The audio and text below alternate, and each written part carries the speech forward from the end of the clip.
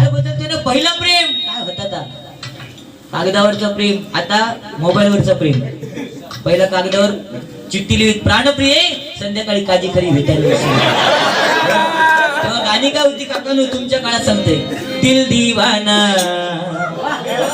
काजी खाली येना दिलसाना.